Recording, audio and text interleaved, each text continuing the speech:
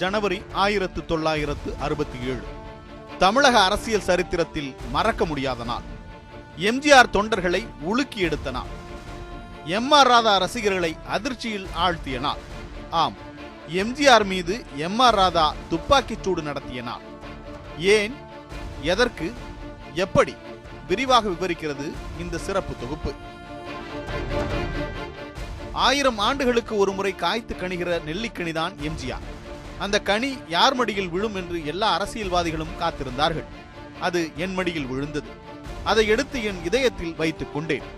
இந்த தேர்தல் நிதிக்கு எம்ஜிஆர் பல லட்சம் ரூபாய் தருவதாக கூறுகிறார். எனக்கு பணம் முக்கியமல்ல. அவர் முகத்தை காட்டினாலே போதும், 30,000 ஓட்டுகள் கிடைக்கும். அவர் தெருவில் ஊர்வலம் வந்தால் போதும், காங்கிரஸ் கட்சியை தூள் தூளாக்கி காட்டுவேன். இப்படிப்பட்ட மதிப்புமிக்க நற்சான்றிதழை எம்ஜிஆருக்கு கொடுத்தவர் திமுக நிறுவனர் CN அண்ணாதுரை என்கிற அண்ணா. திமுகவில் சேர்ந்த சில ஆண்டுகளிலேயே அண்ணாவின் நம்பிக்கை நட்சத்திரமாக மாறியவர் எம்ஜிஆர். 1957 பொது தேர்தலில் இருந்தே திமுகவுக்காக தமிழகம் முழுக்க பிரச்சாரம் செய்த எம்ஜிஆருக்கு 1967 சட்டமன்ற தேர்தலின் போதும் போட்டியிட வாய்ப்பு கொடுத்தார் அண்ணா. அப்போது பரங்கிமலை சட்டமன்ற தொகுதியில் போட்டியிட எம்ஜிஆர் முடிவு செய்திருந்தார். தேர்தல் அறிவிப்பு வெளியானதும் வழக்கம் போல பிரச்சார பயணத்தை தொடங்கினார் எம்ஜிஆர். அவர் பிரச்சாரத்திற்கு செல்ல வேண்டிய தொகுதிகளின் பட்டியல் வெகு நீளம். அண்ணாவுக்கு பிரச்சாரம் செய்ய வேண்டும், கருணாநிதிக்கும் நெடுஞ்செழியனுக்கும் மதியழகனுக்கும் கண்டிப்பாக பிரச்சாரம் செய்ய வேண்டும். இது தவிர அழைப்புக்கு மேல் அழைப்புகள் எம்ஜிஆருக்கு வந்து கொண்டே இருந்தன. உடலை வருத்தும் காரியம்தான், ஆனாலும் மனதுக்கு உற்சாகம் கொடுக்கும் காரியம் என்பதால் அலுப்பு குறையாமல் பிரச்சாரத்தில் ஈடுபட்டார் எம்ஜிஆர். முதல்கட்ட பிரச்சாரம் முடிந்தது. கொஞ்சம் ஓய்வெடுக்க விரும்பினார். நேராக ராமாவரம் தோட்டத்திற்கு வந்துவிட்டார். அன்றைய தினம் 12 ஜனவரி 1967 மாலை 5 மணி இருக்கும். எம்ஜிஆரின் ராமாவரம் தோட்டம் இல்லத்திற்கு 2 பேர் வந்தனர். ஒருவர் பெற்றால்தான் பிள்ளையா படத்தின் தயாரிப்பாளர் KKN வாசு, இன்னொருவர் எம்.ஆர். ராதா. சொல்லாமல் கொள்ளாமல் வந்திருந்தார்கள். ஆனாலும் எம்.ஆர். ராதா மீது எம்ஜிஆருக்கு மிகுந்த மதிப்பு உண்டு. சினிமாவிலும் சரி, வயதிலும் சரி சீனியர் என்பதால் எம்.ஆர். ராதாவை அண்ணே என்று மரியாதையோடு அழைப்பது வழக்கம். அதுபோல சினிமா துறையில் எம்ஜிஆரை ராமச்சந்திரா என்று பெயர் சொல்லி அழைக்கும் வெகு சிலரில் எம்.ஆர். ராதா முக்கியமானவர். எம்ஜிஆரும் எம்.ஆர். ராதாவும் இணைந்து பல படங்களில் நடித்திருந்தனர். அப்போதும் கூட சில படங்களின் படப்பிடிப்பு நடந்து கொண்டிருந்தது. அப்படி ஒரு பட விஷயமாகத்தான் தன்னை பார்க்க வந்திருப்பதாக எம்ஜிஆர் நினைத்தார். உண்மையில் பெற்றால்தான் பிள்ளையா படத்தை தயாரிக்க எம்.ஆர். ராதாவிடம் 1 லட்சம் ரூபாய் கடன் வாங்கியிருந்தார் படத்தின் தயாரிப்பாளர் வாசு. அந்த பணத்தை எம்.ஆர். ராதா திருப்பி கேட்டபோது அதை படத்தின் நாயகன் எம்ஜிஆரிடமிருந்து வாங்கி தருவதாக சொல்லியிருந்தார் வாசு. சொன்னபடி பணத்தை வாங்கி கொடுக்கவே எம்.ஆர். ராதாவையும் அழைத்துக் கொண்டு வந்திருப்பதாக சொன்னார் வாசு. எம்ஜிஆர், எம்.ஆர். ராதா, வாசு மூவரும் பேசிக்கொண்டே இருந்தனர். சில நிமிடங்களில் ஓர் அலறல் சத்தம். எழுப்பியவர் எம்ஜிஆர். தனது கையால் காதை பிடித்துக் கொண்டே வரவேற்பறையில் இருந்து ரத்தம் சொட்ட சொட்ட வெளியே வந்தார் எம்ஜிஆர். சில நிமிடங்களில் எம்.ஆர். ராதாவும் வரவேற்பறையில் இருந்து தடுமாறியபடியே வெளியே வந்தார். அவருடைய நெற்றி பொட்டிலும் தோளிலும் இரத்தக்கரை. ராமாவரம் தோட்டமே பரபரப்படைந்தது. என்ன நடந்தது என்பதை யாராலும் ஊகிக்க முடியவில்லை. யார் யாரை சுட்டது, பரஸ்பரம் சுட்டுக் கொண்டார்களா அல்லது இருவரையும் யாரேனும் சுட்டார்களா, எதுவுமே புரியவில்லை. அதை புரிந்து கொள்வதற்கான நேரமும் அப்போது இல்லை.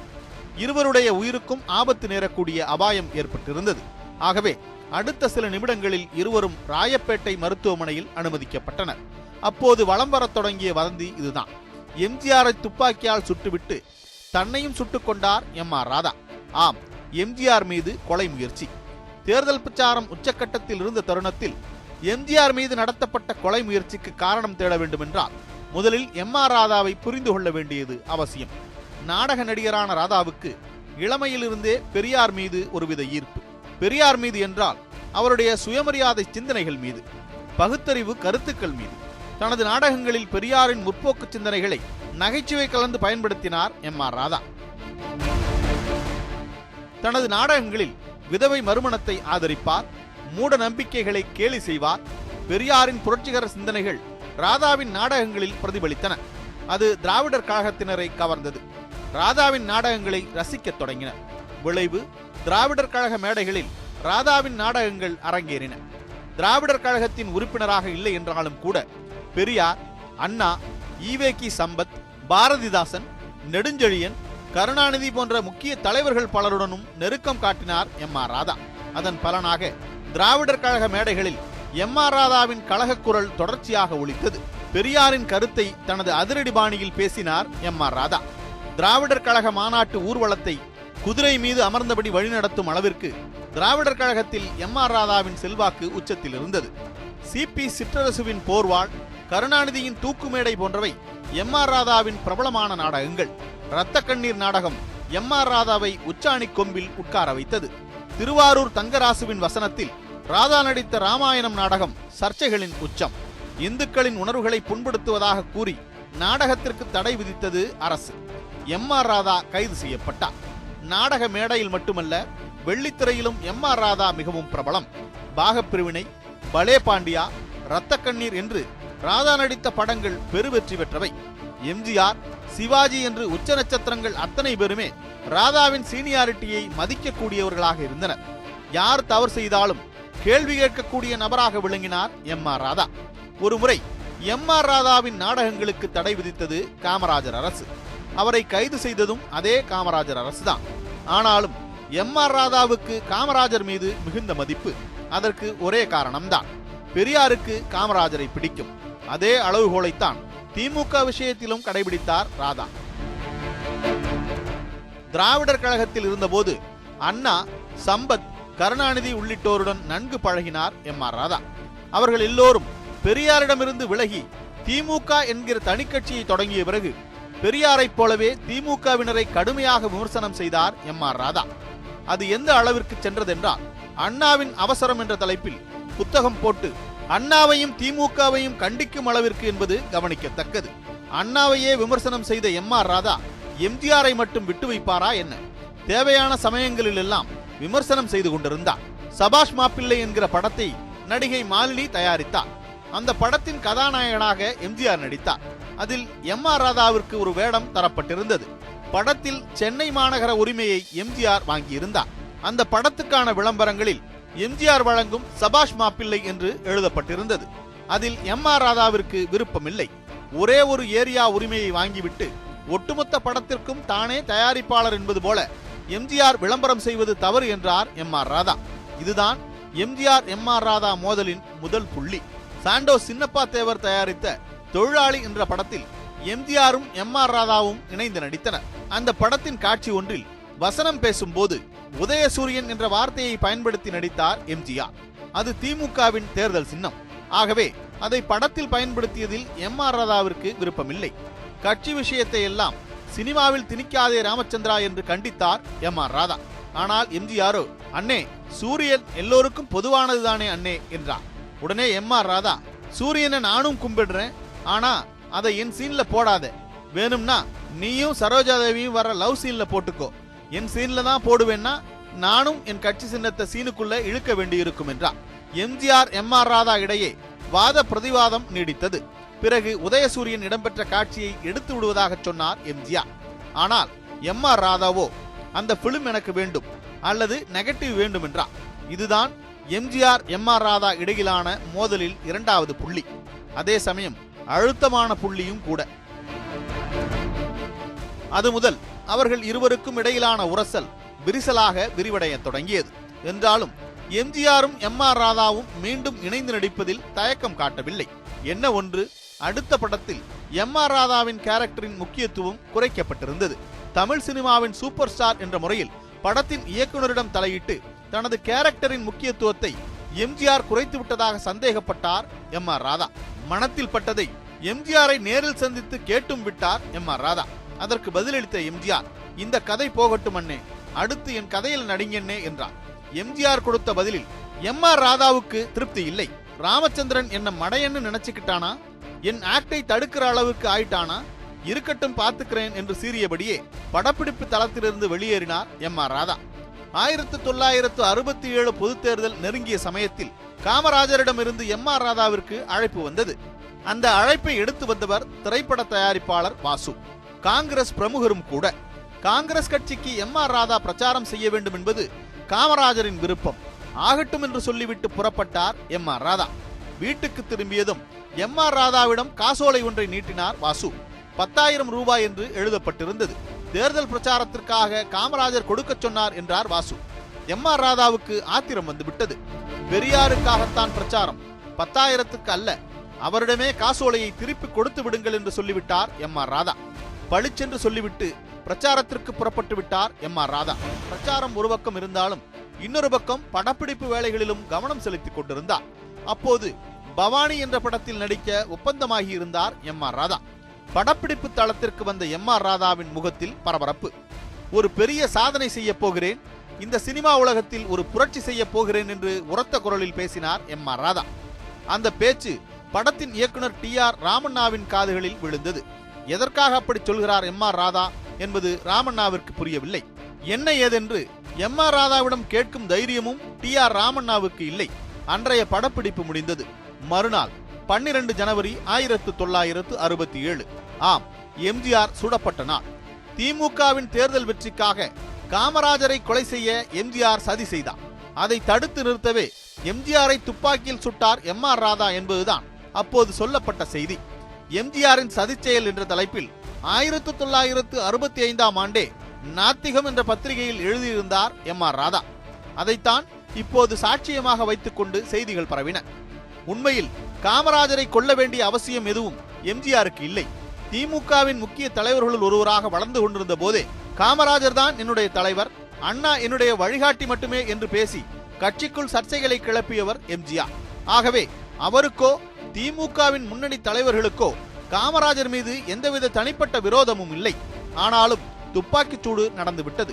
பரபரப்பு தொற்றிக் கொண்டது. திமுக பொருளாளர் கருணாநிதியின் முரசொலி பத்திரிகையில் வெளியான தலைப்புச் செய்தி இதுதான்: புரட்சி நடிகர் உயிர் தப்பினார், துப்பாக்கிக்கு பலியாக்கிட செய்த முயற்சி பலிக்கவில்லை. சுட்டவர் எம்.ஆர். ராதா, சுடப்பட்டவர் எம்ஜிஆர். சுட்டவர் பெரியாரின் போர்வாள், சுடப்பட்டவர் அண்ணாவின் அன்பு தம்பி. பிரச்சனையின் மையப்புள்ளி காமராஜர். போதாது, தமிழகமே கொந்தளிக்க தொடங்கியது. சென்னையில் சிதறிய தோட்டாக்களின் தாக்கம் தமிழகம் முழுக்க எதிரொலித்தது. உணர்ச்சி வசப்பட்டனர் எம்ஜிஆர் ரசிகர்கள். அது கலவரத்திலும் வன்முறையிலும் வந்து முடிந்தது. அந்த வன்முறையை காளித்தனம் என்று கண்டித்தார் பெரியார். தமிழகத்தின் அனைத்து பகுதிகளிலுமிருந்து எம்ஜிஆர் ரசிகர்கள் சென்னை ராயப்பேட்டை மருத்துவமனையை நோக்கி வரத் தொடங்கினர். பெரியார் மற்றும் காமராஜர் வீடுகளில் பாதுகாப்பு பலப்படுத்தப்பட்டது. எம்.ஆர். ராதா, எம்ஜிஆர் இருவரில் யாருக்கு ஆபத்து என்றாலும் வன்முறை வெடிக்கக்கூடும் என்கிற அபாயகரமான சூழல் உருவாகி இருந்தது. ஆனால் அறுவை சிகிச்சைகளின் பலனாக இருவருமே உயிர் பிழைத்தனர். தேர்தல் நெருங்கிக் கொண்டிருந்தது. ஆனால் பரங்கிமலை தொகுதியின் வேட்பாளரான எம்ஜிஆர் தனது வேட்புமனுவை தாக்கல் செய்யவில்லை. நேரில் சென்று வேட்புமனு தாக்கல் செய்வதற்கு மருத்துவர்கள் அனுமதிக்கவில்லை. பிறகு தேர்தல் அதிகாரியையே மருத்துவமனைக்கு அழைத்து வந்தனர். படுக்கையில் இருந்தபடியே வேட்புமனுவை தாக்கல் செய்தார் எம்ஜிஆர். பிரச்சார பீரங்கியாக மின்னல் வேக சுற்றுப்பயணத்தில் இருக்க வேண்டிய தன்னை ஒரே இடத்தில் முடக்கி போட்டு விட்டார்களே என்ற வருத்தம் எம்ஜிஆருக்கு. அதை களையும் வகையில் எம்ஜிஆரின் சகோதரர் எம்.ஜி. சக்கரபாணியும் எம்ஜிஆரின் மேலாளர் ஆர்.எம். வீரப்பனும் இணைந்து ஒரு காரியத்தை செய்தனர். மருத்துவமனையில் கழுத்தில் கட்டுடன் இருக்கும் எம்ஜிஆர் மக்களை பார்த்து கும்பிடுவது போன்ற புகைப்படம் ஒன்றை எடுக்கலாம். அந்த படத்தை கொண்டு சுவரொட்டிகளை அச்சிடலாம். உங்களுக்கு பதிலாக உங்கள் படம் பொறித்த சுவரொட்டி தமிழகம் முழுக்க பிரச்சாரம் செய்யும். என்ன சொல்கிறீர்கள்? தமிழகத்தின் உச்ச நட்சத்திரம் எம்ஜிஆர் இமேஜ் விஷயத்தில் அதீத பிடிவாதக்காரர். முதுமை காரணமாக தலையில் விழுந்த வழுக்கையை கூட தொப்பி அணிந்து மறைத்து தனது கவர்ச்சியை செழுமைப்படுத்திக் கொண்டவர் எம்ஜிஆர். ஆனாலும் திமுகவின் வெற்றிக்காக தன்னாலான அனைத்தையும் செய்ய தயாராக இருந்தார். புகைப்படத்திற்கு தயாரானார். விறுவிறுப்பாக சுவரொட்டிகள் தயாராகின. எம்ஜிஆர் செல்ல இருந்த இடங்களுக்கெல்லாம் அவர் படம் பொறிக்கப்பட்டிருந்த சுவரொட்டிகள் சென்றன. சுவர்களில், வாகனங்களில், எங்கு பார்த்தாலும் சுவரொட்டிகள் ஒட்டப்பட்டன. குண்டடிபட்ட எம்ஜிஆரின் புகைப்படம் பாமர மக்களின் கண்களை குளமாக்கின. அது திமுகவுக்கு ஆதரவான அனுதாப அலையாக மாறத் தொடங்கியது. 1967 பொதுத் தேர்தலில் திமுக வெற்றி பெற்றதற்கு பல்வேறு காரணங்கள் இருந்தாலும் எம்ஜிஆர் சுடப்பட்ட சம்பவம் ஏற்படுத்திய அனுதாப அலையும் முக்கியமான காரணம். எம்.ஆர். ராதா மீது வழக்குகள் பதிவு செய்யப்பட்டன. கொலை முயற்சி வழக்கு, தற்கொலை முயற்சி வழக்கு, உரிமமில்லாமல் துப்பாக்கி வைத்திருந்தது, உரிமமில்லாத துப்பாக்கியை கொண்டு சட்டவிரோத செயலில் ஈடுபட்டது என்று எம்.ஆர். ராதா மீது 4 பிரிவுகளில் வழக்குகள் தொடரப்பட்டன. அந்த வழக்கில் எம்.ஆர். ராதாவுக்காக பிரபல வழக்கறிஞர்கள் மோகன் குமாரமங்கலம், என்.டி. வானமாமலை, என். நடராஜன் ஆகியோர் ஆஜராகி வாதாடினர். அப்போது காங்கிரஸ் கட்சி அகற்றப்பட்டு அண்ணா தலைமையில் திமுக ஆட்சி அமைத்திருந்தது. திமுக ஆட்சியில் தன் மீதான விசாரணை முறையாக நடக்காது என்று சந்தேகப்பட்ட எம்.ஆர். ராதா தமிழகத்திற்கு வெளியே தன்னுடைய வழக்கு நடத்தப்பட வேண்டும் என்று உச்சநீதிமன்றத்தை அணுகினார். ஆனால் முதல்வர் அண்ணா உள்ளிட்டோர் அளித்த வாக்குறுதியை தொடர்ந்து அந்த மனுவை திரும்ப பெற்றார் எம்.ஆர். ராதா. செங்கல்பட்டு நீதிமன்றத்தில் சுமார் 3 மாதங்களுக்கு மேலாக வழக்கு நடந்தது. விசாரணையின் போது எம்ஜிஆர், எம்.ஆர். ராதா இருவருமே குறுக்கு விசாரணைக்கு உள்ளாகினர். இந்த வழக்கில் சென்னை மருத்துவக் கல்லூரியின் தடயவியல் துறை பேராசிரியர் கே.சி. கோபாலகிருஷ்ணா அளித்த அறிக்கை முக்கியமான சாட்சியமாக மாறியது. ஆம், எம்.ஆர். ராதாவின் தலையிலிருந்தும் கழுத்திலிருந்தும் எடுக்கப்பட்ட தோட்டாக்கள் அவருடைய துப்பாக்கியிலிருந்தே வெளியானவை என்பதை உறுதி செய்தது அந்த ஆய்வறிக்கை. முக்கியமாக எம்ஜிஆரின் கழுத்தில் பாய்ந்த தோட்டா எம்.ஆர். ராதாவின் துப்பாக்கியில் இருந்து வெளிவந்தது என்பதை ஆயுத நிபுணர் ஏ.வி. சுப்பிரமணியன் உறுதி செய்திருந்தார். எல்லா விசாரணைகளும் முறையாக நிறைவடைந்த பிறகு நீதிபதி லட்சுமணன் தீர்ப்பளித்தார். அதன்படி எம்ஜிஆர் கொலை முயற்சி வழக்கில் எம்.ஆர். ராதாவே குற்றவாளி என்று தீர்ப்பளித்த அவர் எம்ஜிஆரை கொலை செய்ய முயற்சி செய்ததற்காக 7 ஆண்டுகள் கடுங்காவல் சிறை தண்டனை, தற்கொலை முயற்சி செய்ததற்காக 6 மாதங்கள் சிறை தண்டனை, உரிமமில்லாத துப்பாக்கி வைத்திருந்ததற்காக 2 ஆண்டுகள் கடுங்காவல் சிறை தண்டனை, உரிமமில்லாத துப்பாக்கியை பயன்படுத்தி சட்டவிரோத செயலை செய்ததற்காக 2 ஆண்டுகள் கடுங்காவல் சிறை தண்டனை தரப்படும் என்றார். என்ன ஒன்று, அந்த சிறை தண்டனைகளை எல்லாம் அவர் ஏக காலத்தில் அனுபவிக்க நீதிபதி உத்தரவிட்டிருந்தார். தீர்ப்பு வெளியான கையோடு நீதிமன்றத்திலிருந்து வெளியே அழைத்து வரப்பட்டார் எம்.ஆர். ராதா. அப்போது எம்.ஆர். ராதா ஒழிக என்ற குரலும் எம்.ஆர். ராதா வாழ்க என்ற குரலும் ஒருங்கே கேட்டன. சிறையில் அடைக்கப்பட்டார். தீர்ப்புக்கு எதிராக மேல்முறையீடு செய்தார் எம்.ஆர். ராதா. உயர்நீதிமன்றமும் தண்டனையை உறுதி செய்தது. பிறகு உச்சநீதிமன்றத்தை அணுகிய போது எம்.ஆர். ராதாவுக்கு தரப்பட்ட தண்டனை சரிபாதியாக குறைக்கப்பட்டது. ஆம், 7 ஆண்டுகளுக்கு பதிலாக 3.5 ஆண்டுகள் சிறை தண்டனை வழங்கியது உச்சநீதிமன்றம். ஆம், நாடு தழுவிய அளவில் பரபரப்பை ஏற்படுத்திய எம்ஜிஆர் கொலை முயற்சி வழக்கில் எம்.ஆர். ராதா குற்றவாளியாக அறிவிக்கப்பட்டு தண்டனை வழங்கப்பட்டது. இந்த வழக்கு அந்த காலத்தில் பொதுமக்களாலும் சினிமா ரசிகர்களாலும் அரசியல்வாதிகளாலும் மிகவும் உன்னிப்பாகவும் ஆர்வமாகவும் கவனிக்கப்பட்ட வழக்கு. 3.5 ஆண்டுகால சிறைவாசம் முடிந்து வெளியே வந்த பிறகும் கூட எம்ஜிஆரை சுட்டது பற்றி மேடைகளில் துணிச்சலாக பேசிக்கொண்டே இருந்தார் எம்.ஆர். ராதா. அவருடைய நாடகங்களில் பேப்பர் சீன் என்ற ஒன்று உண்டு. அன்றைய நாட்டு நடப்பை விமர்சிக்க அந்த காட்சியை பயன்படுத்திக் கொள்வது எம்.ஆர். ராதாவின் வழக்கம். அப்படித்தான் ஒரு நாடகத்தின் பேப்பர் சீனில் எம்.ஆர். ராதா பேசினார். அந்த பேச்சு அரசியல் அரங்கில் பலத்த அதிர்வுகளை ஏற்படுத்தியது. நான் எம்.ஜி. ராமச்சந்திரனை சுட்டேன், நான் சுட்டது தப்புன்னு பெருந்தலைவர் பெரியார்ல இருந்து ஊர்ல இருக்கிற வேற யாராவது அறிக்கை விட்டாங்களா? ஏன் விடல? ஆனா நான் சுட்டது தப்புன்னு என்ன பிடிச்சி ஜெயில போட்டான். ஏன் போட்டான்? ஏண்டா ஒழுங்கா சுடலன்னு போட்டான். நான் என்ன பண்றது? நான் எடுத்துட்டு போனது இந்தியன் பிஸ்டல். அவன் அதுலயும் கலப்படம் பண்ணுவான்னு எனக்கு எப்படி தெரியும்? இல்லன்னா நான் ஃபாரின் பிஸ்டல் எடுத்துட்டு போயிருப்பேன். இனிமே என்ன ஒன்னும் பண்ண முடியாது. நான் அதுக்குண்டான தண்டனையை அனுபவிச்சுட்டேன். என்ன ஒன்னும் தடுக்க முடியாது. எம்.ஆர். ராதா தன்னுடைய இறுதி காலங்களில் நாடகம் நடத்துவதற்காக மலேசியா போவதுண்டு. அப்படி ஒருமுறை மலேசியா போன போது மேடை ஒன்றில் எம்ஜிஆர் துப்பாக்கிச்சூடு சம்பவம் பற்றி வெகு இயல்பாக பேசினார். அந்த பேச்சின் முக்கிய பகுதி இதுதான். என்னுடைய சிநேகிதன் எம்.ஜி. ராமச்சந்திரன், நாங்க கோபத்துல ஏதோ சுட்டுக்கிட்டோம், அவ்வளவுதான். ஏன் சுட்டுக்க கூடாதா? பொண்டாட்டியும் புருஷனும் அடிச்சுக்கலையா? அத போய் கேளேன் பாப்போம். அப்பனும் அவனும் வெட்டிக்கலையா? அதே மாதிரி 2 நண்பர்கள் அடிச்சுக்கிட்டோம், அவ்வளவுதான். கையில கம்பு இருந்தா கம்ப வச்சு அடிச்சுக்குவோம், கத்தி இருந்தா கத்தி எடுத்து அடிச்சுக்குவோம். ரிவால்வர் இருந்துச்சு, அந்த நேரத்துல எடுத்து அடிச்சுக்கிட்டோம். அடிச்சதும் டப்பு டப்புன்னு நிறுத்திக்கிட்டோம். அதுல என்ன? ஒருத்தர் கொன்னு போடணும்னா சுட்டுக்கிட்டோம். ரிவால்வரை 8 தோட்டா இருக்கு. அப்படி விரோதமா இருந்தா 8 தோட்டாவையும் பயன்படுத்தி இருப்போம். ஒரு தோட்டா தானே ஆச்சு. வெடிக்குதா வெடிக்கலையான்னு பார்த்தோம், அது வெடிச்சிருச்சு. இதையெல்லாம் ரொம்ப பேர் புரியாம தவறா பேசுகிறார்கள். உண்மையில் எம்.ஆர். ராதாவின் மேற்கண்ட பேச்சு உண்மைக்கு மாறான சித்திரத்தை கொடுக்கிறது. ஆனால் எம்ஜிஆர் சுடப்பட்ட சம்பவம் நிகழ்ந்து எம்ஜிஆரும் எம்.ஆர். ராதாவும் மருத்துவமனையில் சிகிச்சை எடுத்துக் கொண்டிருந்த போது எம்.ஆர். ராதா வெளிப்படுத்திய சித்திரம் வேறு மாதிரியானது. ஆம், சுடப்பட்ட எம்ஜிஆரை பார்க்க திரைப்பட நட்சத்திரங்கள், அரசியல்வாதிகள் பலரும் மருத்துவமனைக்கு வந்தனர். அவர்களில் பெரும்பாலானோர் அதே மருத்துவமனையில் இருந்த எம்.ஆர். ராதாவை பார்க்கவில்லை. ஆனால் எம்ஜிஆரை பார்க்க வந்த இயக்குனர் ப. நீலகண்டன் எம்.ஆர். ராதாவையும் பார்க்க வேண்டிய சூழல் வந்தது. அவரை பார்த்ததும் எம்.ஆர். ராதாவுக்கு உற்சாகம் வந்து விட்டது. கிண்டலும் கேலியும் கலந்த குரலில் ஒரு கேள்வியை எழுப்பினார் எம்.ஆர். ராதா. வாயா நீலகண்டா, ராமச்சந்திரனை சுட்டேன், அவனும் சாவல, என்ன சுட்டுக்கிட்டேன், நானும் சாவல, என்னையா துப்பாக்கி கண்டுபிடிக்கிறானுங்க, இந்த துப்பாக்கியை வச்சுக்கிட்டு தான் சைனாக்காரனை ஓட்ட போறாங்களா? எம்ஜிஆரின் மீதான கொலை முயற்சியை சாதாரண கொலை முயற்சியாக கருதிவிட முடியாது. தமிழக அரசியல் சரித்திரத்தில் அதிர்வுகளை ஏற்படுத்திய ஆகப்பெரிய நிகழ்வு அது.